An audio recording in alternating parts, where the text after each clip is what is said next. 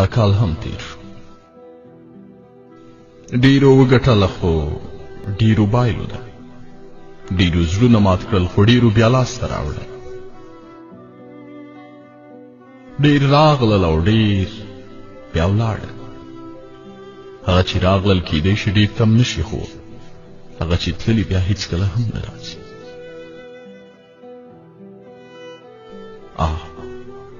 ژوند څومره سخت دی، خو کله بیا په سختۍ ارزي. مهمه نه ده چې نړۍ ډیره ناځوانه ده، مهمه دا ده چې موږ ځوان مرده شو او د یو بل په قدر پوه شو. مه پرېږدئ چې له یو بل څخه لرې شئ. شاپرک خرس ته وویل مینه در سره لرم.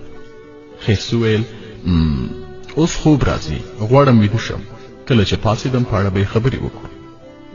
خرس په ژمنې خوب ویده شو، بې خبر له دې چې شاپرک یوازې 3 ورځې عمر لري. له یو بل سره مینه وکړئ، کیدای شي دا موکه بیا په لاس در نه شي. مینه او ګلونه له ژوندیو سره او دعا له مړو سره ښایي. موږ ډېر کله برعکس عمل کوو، په هدیرو ګرځو او مړو ته ګلان وو، خو ژوندي مو بیا د سترګو په وړاندې مري. نننی ژوند دومره لنډ شوی لکه غوټۍ چې ګل شي، ګل مړاوی شي او ورشي. راځئ واړه شیان له یو بله دریغ نه کړو. مینه، له مینې او نیکمرغۍ ډک کال ولرئ.